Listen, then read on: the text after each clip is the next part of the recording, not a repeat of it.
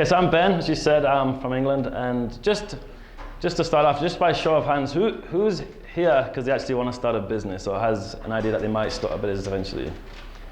Okay, so vast majority. And then the rest of you guys are here for easy credit or because you have no choice or what? I don't know. But cool. So yeah, so I went to Hawaii, and when I was in Hawaii, I joined an organization called Enactus, which is now here in UVU doing good things. He would never tell you this himself, but I'm going to embarrass him. But President Dr. Neil at the front here, he's actually in the Hall of Fame for the US for the Enactus program, and he started the program from nothing and made him into the national champion. So it's really amazing that he's actually come over here and got it started. So if you are interested in starting a business, then I strongly recommend that you do join Enactus and learn from these guys. So, okay, so I'm going to talk to you a little bit about my company. But my thinking today is more than just telling you the story of what we do and blah, blah, blah, is to kind of try and be a little bit more practical and give you some actual advice that you can go in and start your own business, or if you have got a business going, that you'll be able to apply. I'm probably the least impressive person that's going to speak to you this semester, so it's a good job to get it out of the way first of all. So Akin, we're a clothing company. We sell mostly t-shirts, but hats and different kind of swag, and we use the funds to buy school uniforms for kids in developing countries. The way our program works is that the kids will do a service project in their communities as a way for them to earn their uniforms, and we'll buy all of our uniforms locally to the school. So we're trying to help boost the economy a little bit. So right now we're working in 11. We're about to start our 12th school in South Africa in October. And yeah, so once we do a school, we keep working with that school. We have a whole program that we cycle through. So let me just give you a little bit of an overview of today. This is what we're hoping to go over. Let me try and get rid of that thing. So my main idea today is to go over three things. So first of all, I want to talk to you about something called the creating process. So not the creative process, but the creating process. Second thing I'm going to talk about is the process management, how you deal with that. And then the last thing is about specifically about student entrepreneurship and how you can get going.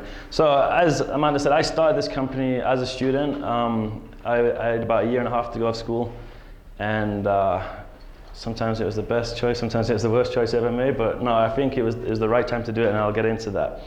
So there's a guy called Jim Ritchie who's also on the board of advisors for Enactus that has kind of first pulled me into the idea of entrepreneurship. I literally had no idea ever of going into business. I had zero intention of ever doing business. Didn't really like the idea of business.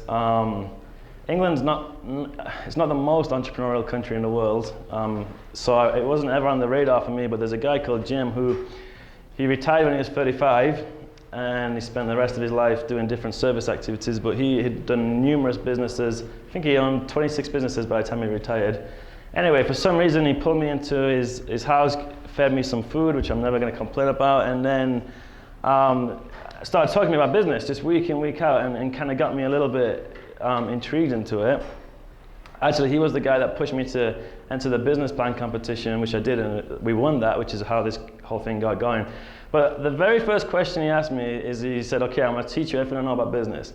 And then the very first question he asked me was, what time do you wake up in the morning? And I was like, what? Like, what's that got to do with anything? I mean, I'm a student, and I wasn't the most, I've never been a morning person, ever. Still I'm not. So I was like, I don't know, whenever class is. And he's like, okay, repent, change your life. If you want to start a business, you got to fix that first thing. Wake up in the morning. And I was like, what a strange way to start business advice. But I realized that what he was doing is teaching me what I've kind of developed myself in my own mind is something that I call the creating process. That if you're going to be successful, there's no real magic bullet to success, and there's no magic bullet to business. There's not going to be one thing that you're going to do that's going to make you successful. What's going to make you successful is if you get the process right. And I think that applies to life just as much as it applies to business, and I'm going to try and kind of tie those both in together. And then, again, finish up with how that applies to you as a student. But the idea for me, to kind of sum up this whole presentation, is this: that if you can get the process done properly, you'll be successful in whatever it is that you're going to do. That's more important than your marketing, that's more important than your sales, that's more important than your idea, it's more important than anything. Is if you can get the process right, you'll be successful. So, first of all, I'm going to talk about personal application. So one thing that's, I guess, overlooked, I think, sometimes in business is that you forget about you. You forget about you, especially as an entrepreneur, that you're so busy and you're so focused on the company that you forget about dealing with yourself. And you're going to hear, I'm almost positive from all the lecture series I've been through before, that you're going to hear a lot of people talk about how hard you're going to have to work and how much you're going to have to sacrifice, how much you're going to have to dedicate, and all those things, which are absolutely true. But I want you to be sure that in the process of that, you're taking care of yourself. If you think about this, like if you think about athletics, or if you think about computers or cars or anything, if that asset, the athlete or the car, is the most important thing in that, so whether it's like Formula 1 racing, whether it's BYU or UVU football or whatever, like that's the most important asset. Now, you would not expect the athlete or the car to just go and go and go and go and go and go without ever taking care of it. That would be just stupid. But a lot of people start a business and then just go and go and go and go without ever taking care of themselves. And that's something that I did for the first kind of year and a half, and just totally burn out, and just realized that, like, if I keep doing this, I'm going to hate it. I'm going to like just get miserable. So learn to, I know it sounds stupid, but to sleep right, to eat right, and to take care of yourself, have fun, switch off. But all of these things, and remember that entrepreneurship, the cool thing about it is you're not creating a business, you're creating a lifestyle. And get that in your head if nothing else today, is that you're creating a lifestyle. And it's cool. Like, that's the amazing thing about being an entrepreneur, is you can manage your own lifestyle. You can choose a lot of things that other people cannot choose.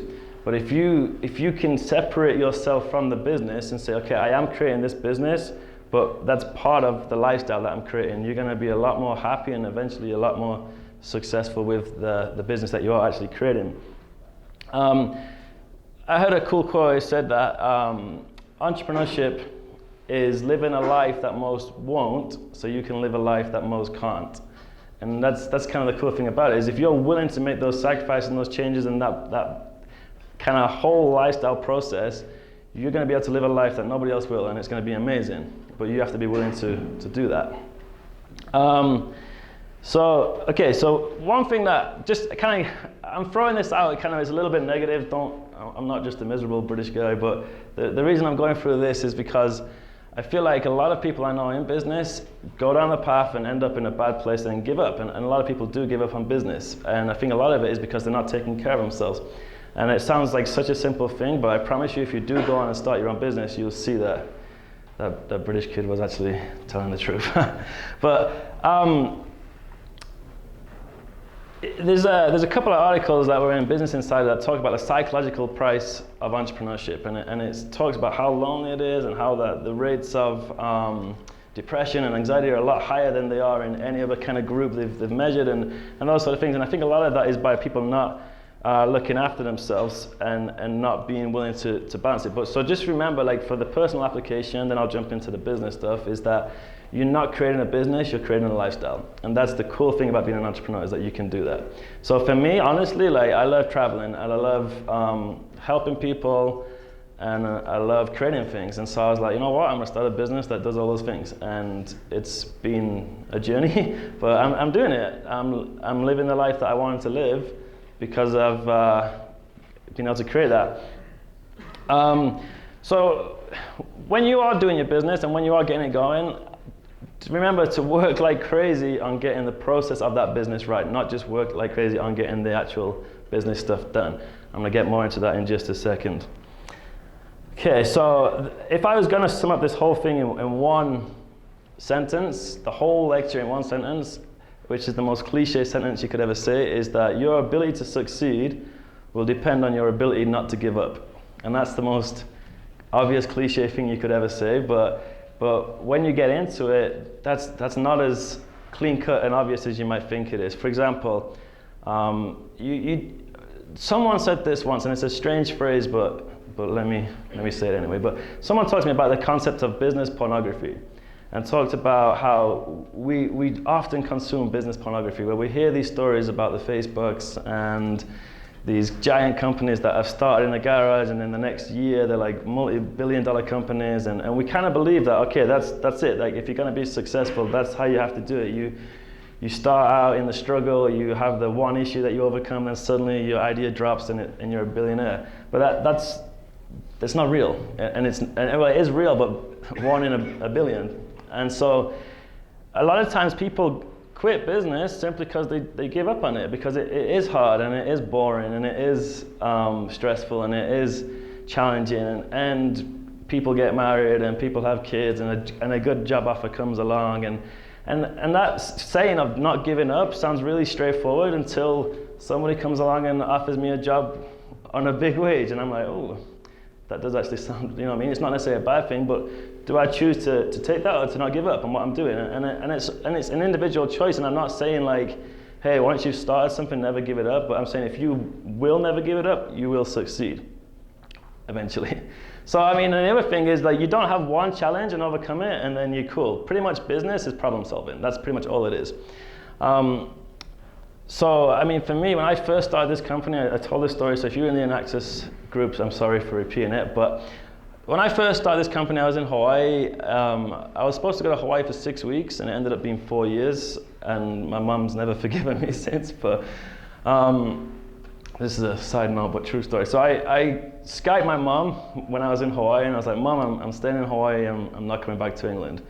And my dad was with her, and she turned to my dad, and she's like, just tell him no. And I'm like, Mom, it's Skype, I can see you. Like, that's kind of awkward. But anyway, I'm not sure if she's over it, but especially because then I went and moved here instead of back home. But when I first started the company, I had $7.50 in my bank account. That's a true story.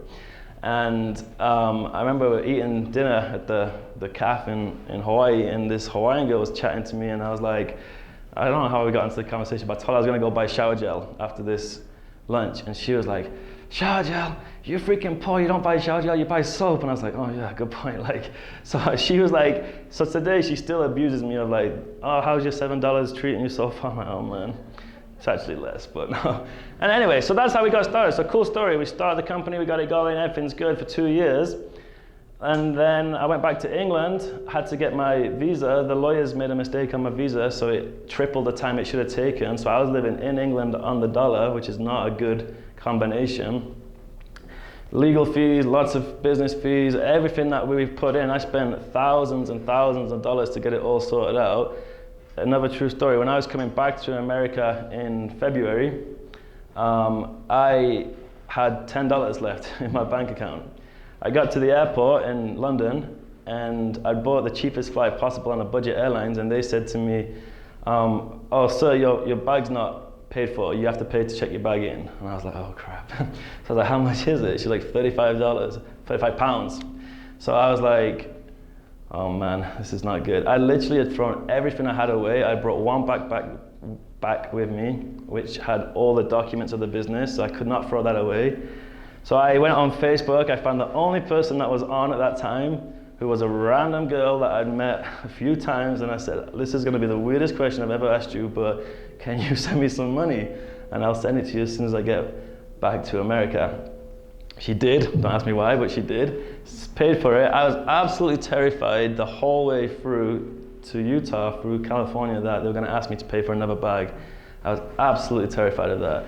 Because I would have been stuck. But anyway, I got back here, and things since then luckily have picked up again, back to where they should have been. So that's my point, is if you can not give up, you'll succeed, but there's so many ways that not giving up will come into play. Anyway, so applying that to your business, you personally are going to be the biggest challenge in your company. You are going to be the only biggest challenge to overcome will be you. And if you're willing to overcome yourself and change all your pre-beliefs, learn new knowledge, come over your fears, all your insecurities, you'll get there. When you are in business, you are bringing other people into it. And there's a saying that, there's a lot of times people say that the people are the most important asset in your business. And actually, I don't think that's true. I think what is true is that the right people are the most important thing in your business. And it is absolutely crucial to surround yourself with people that are going to help you succeed. And my experience has been people that will let you make mistakes and just roll with it, and people that will solve problems. Because pretty much business is problem solving. It's putting out one fire after another, after another, after another, and then eventually you kind of enjoy a few moments, then you put out 100 more fires. But if you can be with people that will make that fun and make that enjoyable, and I've had some really amazing people work with us, that you'll be all right. So, okay, I'm gonna jump into like some more practical advice on how to get going, and kind of with the intention of, there's going to be a Q&A at the end, so if you want to ask any questions, you're absolutely welcome to. But my hope today is that you guys don't leave knowing more about Akin, but you know more about what you can do for your own business and how you can get that going. So one thing that I would say to you, if you have an idea or if you've just started, is to prove the concept as quick as you can. As quick as you can, prove that this works. Doesn't matter what you're doing. If you're teaching English to somebody, teach one person as quick as you can. If you're selling something, sell one thing as quick as you can. For us, obviously our concept was a kind of a, you buy something and you give something, that I was like, I can tell people about this all day long, but if they don't believe that this is a real thing, it's not going to make a difference. So in November 2011, we started the company. In December 2011, I was in Peru giving out uniforms for the first school. And it was about 3-4 weeks, maybe 3 weeks after we started the company, we've made a bunch of shirts that, I don't know if they look good or not, sold them to campus, to friends and fools and anyone else that would be talked into it. And then I literally took a backpack, went to Peru, spent 2 weeks down there for Christmas, and came back. And then in Enactus again, I feel like I'm a spokesperson, but it was a good thing. We got asked, hey, can you present on what you just did down in Peru? And I was like, oh man, like, wish we had some warning, but I was like, sure. So I put up 2 or 3 photographs and just kind of explained it in very simple terms. Some lady came up to us that was in that meeting and said, hey, I absolutely love this concept, I want to help you. And I was like, that's cool. I don't even know what I need help with, but anyway, it turns out this lady was, let's say, a very successful family that had a lot of means of helping us, and she got involved and it absolutely helped us blow things up. But that only was possible because we could prove that we'd just done it and it worked. If we'd have come and said to her, like, this is our idea, I'm not sure if that would have had the same effect. So another thing is, when you're doing a company, a lot of people, when you start out, you say to them, like, oh, who's your target market, who are you aiming it at? And that is the most important question you can answer, is who is your audience? Because if you don't have that right, you will do nothing else right. And a lot of people say, like, t-shirts, oh, it's for everybody, or whatever. Here's a fact, nothing is for everybody, nothing. Not even water is for everybody, bottled water, or not even shampoo, like, nothing's for everybody, depending on the region and whatever. There's a different sales for different people, and the more niche you can get, the better you will be. And once you have your kind of plan and your audience, within that, go as narrow as you can. So for example, we're heavily relying on social media and that kind of thing. And so for a long time, we did Pinterest, which I hate, and we did like 100 of all the social media platforms, and we're trying to get them all going well. And eventually I was like, you know what, like, let's just pick 2 and let's just absolutely hammer them and go deep on them and go narrow as we can and go as deep as we can. And so for example, like, if we're on Instagram, whereas before we're doing 20 different programs, we just make sure we're posting at this time, and posting. Now we're on Instagram, but going deeper, we can be like, okay, which other companies can we collaborate on Instagram? Which influencers on Instagram can we get to wear our shirts? Who can we email to do a competition? How can we get these pieces, whatever. So like, once you have the time on one thing, just kill it. And it might not be social media, but if it is, choose which platform your audience is going to be on, and then just kill it. And then let the other ones kind of organically grow. One thing that, like, for us is like a really important thing, what we do is something called connection marketing. So a lot of our whole, I guess, company policy is that we build it on connections. So, and to me, that's worked really well. So remember a couple of things. First of all, other people can grow your business faster than you can grow your business. So if you can find influencers in that industry, they're going to grow your business faster than you can grow your business. So if I can convince somebody with a big following on Instagram, hey, this is what we do, this is the course, would you wear a shirt and post about it? And they do, and they have like, I don't know, 100,000 followers, that's going to be a lot quicker than me trying to get that picture around to 100,000 followers. So let other people grow your business, because they're going to do it a lot faster than you, but that's all going to come from the connection. So for us, what we try and do is we're very big on the community that we're trying to build, and we go as far as we can to to build that. For example, we'll send birthday cards, we'll send personalized messages at different times of the year, we'll reply to every comment we get, and not just reply like with a thumbs up or whatever, but we'll go and look through their profile and see like what they're into, what their name is, because it's not always obvious, and things that they're working on. And so if someone's like, hey, I love your shirt or whatever, we can be like, cool, like thanks Amanda, we really love the yoga that you're doing, that looks pretty impressive, whatever. Like, but just getting that kind of connection to us has been essential, because then they feel loyal and part of your company. So there's the concept of the loyal 1,000, that if you can build 1,000 loyal customers, then you'll be successful for the rest of your business. If you can have 1,000 people that whatever you make, they will buy it, that's all you need. And so, but to get that loyalty, you don't get that by just giving them what they expect. When people get what they expect, they're satisfied. But if you go beyond expectation, that's where you build loyalty, is that beyond the expectation. And so we're always trying to do little things, like always, and like for example, we send a handwritten letter to everyone that buys a shirt to say thank you to them. It takes time, it takes effort, but it's something that for us has become important because of how it does create that loyalty. And that's one thing that we've been able to like ride on. We don't have necessarily the world's biggest following, but we also have a very loyal following that will go where we go. Kind of on that same note of people will grow your business faster than you is the importance of selecting mentors and advisors. So a couple of our mentors and advisors that actually have worked a lot with us are right here. But this is a few things I'll say to you, is that learn what you don't know as quick as you can. And for me, that's pretty much everything. Like I never had done a business class in my entire life. I've never done a finance class or an accounting class or anything like that. I was on a totally different journey, I guess, and ended up doing this. And the only reason I think we've been able to get a lot of things done is by figuring out who around you knows what they're doing. But on that note, I'm going to make another point, which sounds a little contradictory, is that don't listen to everything they say.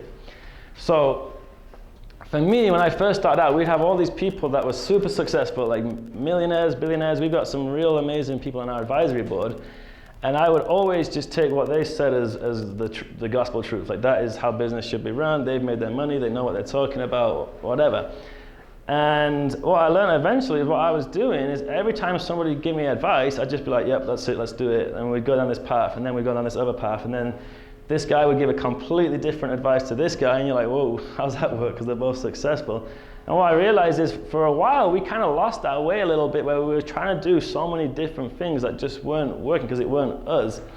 And I realized that, you know what, like, this guy is 65 years old, he's a financial expert, and anything he says about finances, I'm gonna take as gold, because that's how he made his millions. Anything he says about branding, I'm gonna ignore completely, because he's got horrible style and he has no idea what he's talking about. And that sounds funny, but I had to learn to be like, this guy knows about project management, this guy knows about law, this guy knows about financial management, this guy knows about social media, this guy knows about online sales, and figure out, okay, these guys made millions in this area, so take that as gold. The rest of it, just take with a pinch of salt, or 2 pinches of salt, and ignore it in a nice way.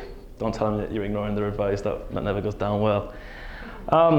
Once you do that, I feel like you've got to learn quickly as you can to kind of, talking about this process is obviously, as a personal life, you're going to be, okay, what time do you wake up? What time do you go to work? What time do you finish? What time do you switch off? What time do you do this?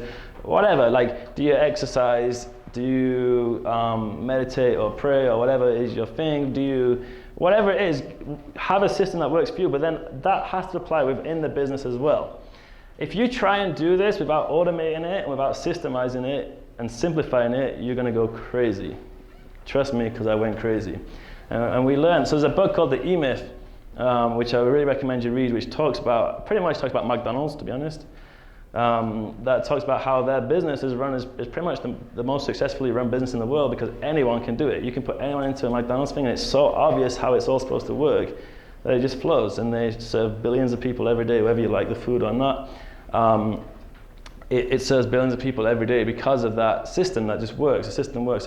And so when you do something, I'm like that was like the least thing I was interested in, was like building a system and building like kind of the operation side of it. I was just all about like let's create something, let's do something cool or whatever, and then it just ends up in a big disaster. But if you can learn to be like, okay, let's systemize this, let's put it into a way that, okay, we know this is how this level works. Okay, now we're going to add a new thing to our company and we're going to fit that into the current system. Since we do that, you'll keep control of it, you'll keep organization of it, it'll keep you personally sane, and it'll also be so much more successful.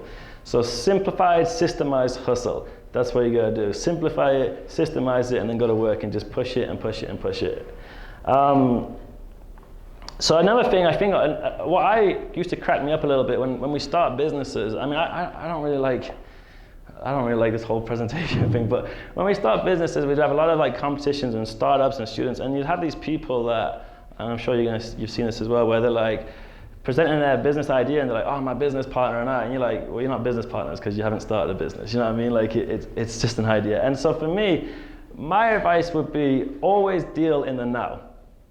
Most things that go wrong are when you're trying to deal with like, well, okay, when we're making millions, we'll do this. When we're doing this, we'll do this. But the reality is you're not making millions, you're not making hundreds. So don't plan your year on $30 million of sales when you haven't sold $30. Deal with the now. Obviously, think big, but start small. Like, have a big idea, but deal with where you are right in that moment and make sure that that moment is working, and then move on to the next thing. Don't get caught up thinking, well, if this happens or this happens, because it's not happening. Deal with right what you got, and then I promise if you do that, you will get there a lot quicker than if you're thinking too far ahead. Obviously have a plan, but deal right in the situation that you've got. So for me, I remember like really kind of, this is I'm pretty much telling you a biography of my mistakes. Everything I'm telling you, like, this is what you should do, it's what I didn't do. That's why I'm telling you, hey, don't mess up, because it sucks trying to fix it. But if you can get it right, it's easy and it's fun. So this was for me a new thing where before I was like so sure that something big was going to drop or something cool was going to happen and everything was going to suddenly like work out, that I kind of did everything opposite to what I just told you. Since I got back to America, things have really, really, really picked up for us in a really fast way. And what I found was like, okay, I'm going to just trust the process, I'm going to trust the system, I'm going to trust myself, I'm going to know when to switch off and trust that it's not going to be the end of the world if for that 2 hours at night I just stop on my laptop and read something or watch a movie or whatever, and I'll go back to work in the morning and trust it. So this theory was really put to test in me lately where we invested heavy into a lot of things, and I had a very kind of clear plan of the immediate future, like the next kind of few months, like this is where we want to be in, this is what we're going to have to invest in, this is what we're going to have to do. Did it, and then felt very comfortable and confident that we'd done the right thing, but because we'd invested pretty heavily, our finances were down, and we were on a big ticking clock that was running out. And I was like, if this doesn't turn soon, we are done. I think we came within 1 week of going out of business when it dropped big, where we had a big deal come in that I was working towards. And to me, it was just a real kind of proof that, like, yeah, we did it. We didn't panic, we didn't do anything. We set up a system that we knew was working, that we carefully put together, we put the plan in place, and then every day we went to work. So we really simplified our goal. So at one point in the company, we made a mistake of doing 100 different things. Because like one thing that you'll do, you'll start a company and you'll be successful. I mean, whatever it is. Say you're selling watches, you're gonna sell watches, and then someone straight away is gonna be like, hey, you should do hats too, you should do wallets too, you should do this too.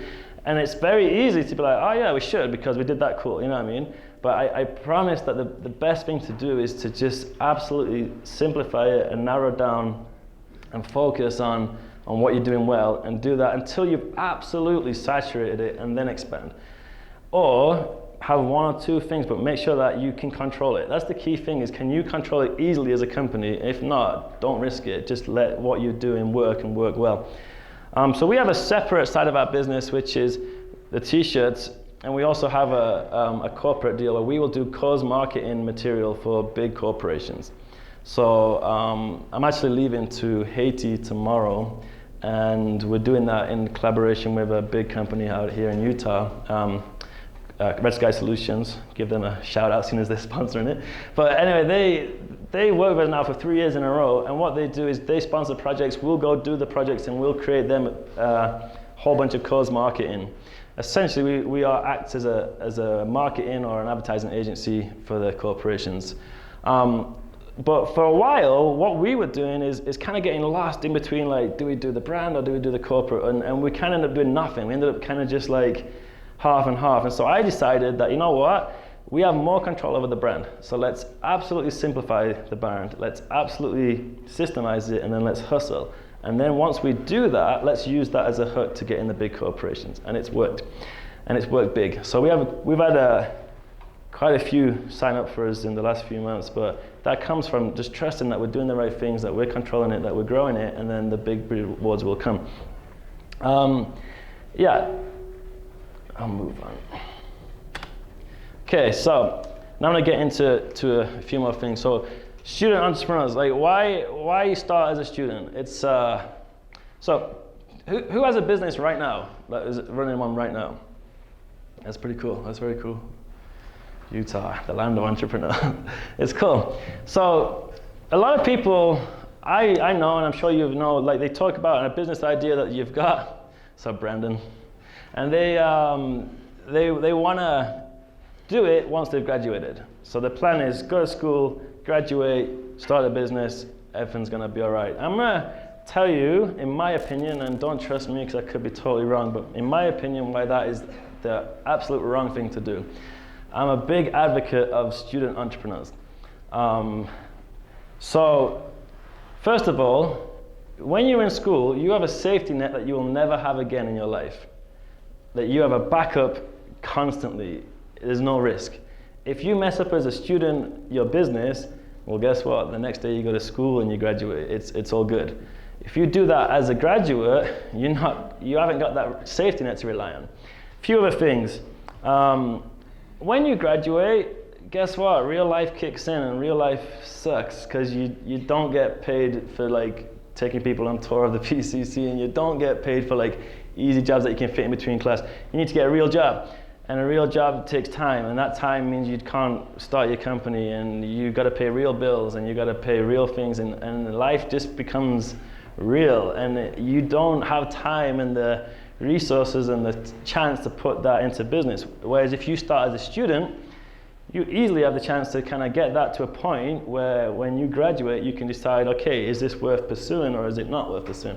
For me, when I graduated, I'm not saying we were like millionaires or anything like that, but we were definitely at a point where I'm like, okay, this has got enough momentum and enough progress to really go at this and make it a full-time thing. So this is my full-time job, and I went straight out of college, straight into this. I mean, I was doing it in college as well. But another thing, if you try as a graduate and get free advice, it doesn't work. So legal fees are expensive, and taxes are expensive, and accounting, and all of a sudden, all those kind of free advice we used to get, no longer free because we're a company now and we're not students. Whereas when you're a student, you have, especially in this school, it's huge. You have professors all over in different things that are experts in their field, and students have such I guess teachers have a soft spot for students where they will pretty much go out of their way to help them. I mean, I definitely had that. As I said, we had professors in law, professors in business, professors in project management, in marketing, and whatever, where I'd say to them, hey, can I meet you for 20 minutes or whatever? And you tell them your story, tell them what you want to do, tell them your business idea. Pretty much guaranteed that they've chosen to make that their profession, that they care about you and they care about your growth and your success. They're going to feel invested in you, and they're going to give to you expert advice that you would never get anywhere else. Without question, if I didn't start this as a student, it would have gone nowhere, without question. But being in a school that was very, very good to its students, and being in a program like Connectus that was all about student entrepreneurs, I was surrounded by top-class, world-class business people that took hours and hours and hours out of their life to help me grow a business. And that will never happen to you anywhere else. Another thing about being a student that is good is that you're old enough to make good choices, and you're smart enough to make good choices. You're obviously in college because you're smart enough, but you're also young enough to kind of still believe you can make a difference and still believe you can go and change something and start something, and you're not kind of tied down by the realities of life that come after it. And so it's a perfect start. So my absolute advice is learn what works for you in terms of your creating process. Like, how do you create the best? Not your creative process, that's individual, but how do you get your life in a position that will lead to creating something good? Then once you've figured that, how do you manage that process, both in your personal life and in your business life, to make sure that it's simplified, it's systemized, and it's hustling? And then if you're doing those things, my advice to you is you're in the dream position. I mean, Utah is like the dream state for business. Start right now and make this happen. And if you do so, there's a far more chance that you're going to succeed in this than if you wait. Just one thing, so yeah, feel free to follow us on any of those things. As I said, we're leaving out to Haiti tomorrow, and right after that South Africa, then after that we're going to Guatemala and El Salvador, so we kind of do quite a lot of interaction on social media. So if you want to follow where we're going and what we're doing, follow along. But speaking of Instagram, Instagram pretty much I think sums up what I've just said today, where there's a couple of guys called Kevin and Mike that work together on an idea, and the idea wasn't brilliant. I think it's called Bourbon. They started, and it wasn't outrageously good. It was an app that you could check in different things. But what they did do is they figured out their creating process. They figured out when they worked together the best, what time to get together, how to make things, who was better at what things, how to systemize that, how to check the market, how to make sure everything was working. And they built it until eventually they realized that, oh, you know what, people aren't checking in on that app. What they're doing is sharing photos of random things. And people, that's all they're doing is sending pictures of their food and their dog and all these stupid stuff that nobody really wants to see, but everyone shares anyway. And so they said, all right, let's switch it up. Let's make it a photo app. I mean, they went through a few different concepts and names and different things. Eventually they made Instagram, and Instagram was in huge debt. Like, we're talking hundreds of millions of debt. But what they were doing is they knew that they were onto something good, that they'd created something good, and they trusted that creating process, that if they just did the right things and just kept doing the right things, that the right results eventually will come. Eventually, as you know, they got bought out by Facebook for billions. And it worked, and it's not the only one that's done that. There's a lot of examples that we could go into. Just a couple of quick ones, then we'll finish questions and answers. But Angry Birds, not my favorite thing. I never played it, but same thing. They knew they were onto something good with their games. They were running out of money, and they just kept making the right games, doing the right things, going to work, making sure they did it right. And eventually, Angry Birds dropped and dropped big. Harry Potter, she was writing that book in a cafeteria because she couldn't afford the electricity in her house. But she knew she was doing something good. She woke up every day, she went to that place every day, she worked it every day, trusted the process. Even though she got rejected, she kept doing it, and eventually it dropped. I don't really recommend this guy in front of some people, but the Fat Jewish, if you follow on Instagram, it's a bit of a bad sense of humor. Don't look it up. But anyway, he all he did is an Instagram account that was funny, and he had a process that worked. He built it. Now he has a radio show on Apple Music, on Beats One. He has his own radio show because he creates something. If you create something quality, people will come to it. Don't necessarily get caught up worrying about the hows. Just worry about creating something that is of quality. If you do that, people will come to it. If people come to it, you have an audience. If you have an audience, you have a way to monetize that. So trust the creating process, build something quality, people will come to it. Start it right now. I'm done. Ask me some questions.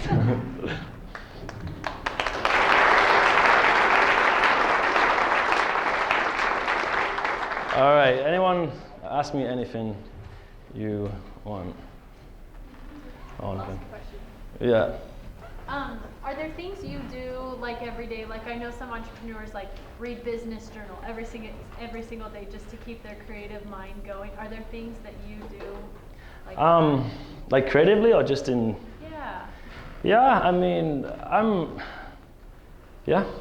I'm pretty big into media, so I'll follow a lot of different things. I'll read the news every day.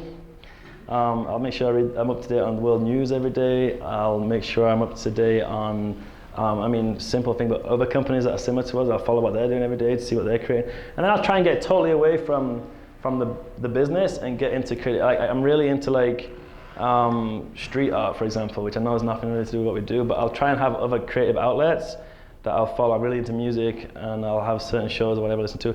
But beyond that, I try and have time where I'm either like meditating or praying or whatever, like, and I'll have kind of set things that, okay, this is what I need to do every day to get in this system of working. Yeah, that's a good thing. Who had the, yeah. Do you have any advice on how to create strong strategic alliances with companies who have your clients, who can help you grow faster? Yeah, obviously it depends on what industry you're in, but the truth of the matter is what's in it for them. And so for us, for example, we're lucky, I guess, in that we have a good cause. So people that have a massive following on Instagram, that have our audience, it's good for them to wear our shirt because it looks good on them. It looks like they're into like giving and they're giving back, and we can play on that. For corporations, the same thing. They have, finances and resources and audience that we'll never touch. But we have something that they don't have, in that we have something that they need, which is the good image, the PR, and all that sort of stuff. So whatever it is that you have, I don't know what your business is, but whatever it is that you have, you'll have something that they don't have, and you've got to figure out what that is. Because if you kind of come at them with the same and say like, hey, we do the same thing, let's team up, and their audience is huge and yours is nothing, they're not going to do it. It's a simple fact, they're not going to do it.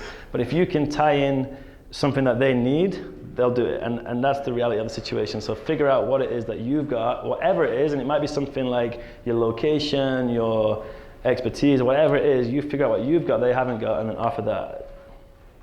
Does that make sense? I have a question. It's like, because I've had a few friends that want to start like clothing companies and stuff, and like the big issue that they face like manufacturers, and they just always don't know like what, like, because they want to focus on quality. I don't know if like for you, if you were focusing on quality, but like for you with manufacturing, is like pretty hard to find, or? Yeah, retail is probably the hardest. I hate it. It's such a hard industry. So we're working right now on a collaboration. Do you know Neff, the snowboarding brand? So we're working with those guys. I was talking to Sean Neff just a couple of weeks ago about this thing, and he said, it's something now that it's almost impossible to start up unless you're different. Like, you can't just have a quality design. You can't just have a cooler design and come in and try and break into the industry. You have to have something different. So we're going to work with them, but again, same kind of tying these questions in together. The reason that we're even in this, there's no comparison to none. But the thing is, what we have is a cause that they don't have, which they can tie into.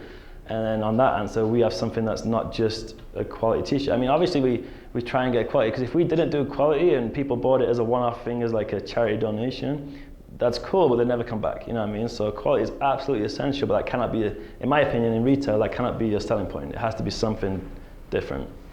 But absolutely, quality is key, but add something else to it as well. So you're working in a number of different countries. What are the challenges you run into? Oh man. So as I said, we're going to Haiti tomorrow. Like, trying to organize simple things. They don't have Wi-Fi, so to get them on the internet and coordinate emails is like once a week. They don't have necessarily the language skills always to be clear what you're trying to get across. And obviously we cater to that. We have different people with different languages working with us. But yeah, absolutely massive challenge. We're trying to run a business and a social project and kind of taking people over to these countries that are just absolutely, crazy places. So I think what the answer to that is, it comes down to is you have to have your system absolutely nailed. So that on your end, there's no variance of what you're telling them you need to get done. And so we have when we coordinate in a project, we'll figure out, okay, this is a system of how we deal with a person in Haiti. How do we get the right person to work for us in Haiti? So we have a guy that works for us there, and we have to go through a system to get him. Once we've got him, this is the system that we give him, that these are the things he has to get done for these things, and this is how he has to get them done. And then we make sure, obviously, like, our whole system is in place, so when we get there, at least on our end, everything's done. Truthfully told, pretty much every time we get to these places, something comes up that is just out of the expected. We were in Guatemala, for example, and we'd planned 2 days in a project, different things, and we were right in Guatemala City, in the red zone, and 9 people were shot outside of the school where we were at. And so obviously that instantly changes our entire plan for the day and the week and everything. So I think you've got to be able to roll with it as well. So you have a system, but if you're not willing to like roll with it and change, then you're gonna struggle. But yeah, massive challenges, and of course, in the kind of industry that we're in, we're trying to help people. You deal with a lot of corruption and a lot of things that come up. And again, it's just having a system in place enough to be able to know when to cut something off and change direction, or to know like, okay, we've done everything that we need to do and it'll be all right, and we can roll with the rest of it. So systemize it, again, but be willing to roll with that system. So how do you, I imagine where you've got a cause and a business, because like you've got to make a living for yourself, you've got to grow, prosper, right? Yeah. How do you find that middle ground between your cause of doing something really, really great, but still making a profit, not only for yourself, right. but your whole company so can grow? That's one of the hardest kind of challenges. And actually, Kevin was probably the one that gave me the best advice on that. Is my biggest problem when I started is I gave everything away. Everything, 100% of everything. And when companies would ask me, how much do you need for this project? I would tell them the bare minimum of what it would take to do the project. Nothing to do with me, nothing to do with the business. And what I found is that I would just run into the same circle every time of like scrambling to try and fund a project, fund it, come back and start over again. I'm like, this is not gonna work. And I felt kind of guilty about like, I don't wanna like take money, I don't wanna like give money into the company, I wanna give it to the kids. And Kevin actually sat me down and said to me, I mean, he's good with numbers, I'm not, but he kind of said, look, if you give this percentage of the stuff to the kids, this is how many kids you're gonna help in a year. If you lower that percentage of what you're gonna give per shirt to the kids, and you put that back into your company and grow the company, by the end of the year, your impact is gonna be this many kids. So he said, are you measuring your company by the money or by the impact? And so my advice is measure the impact, and whatever it takes to impact more people, you gotta do. If I'm not surviving and eating, how am I gonna help more kids? You know what I mean?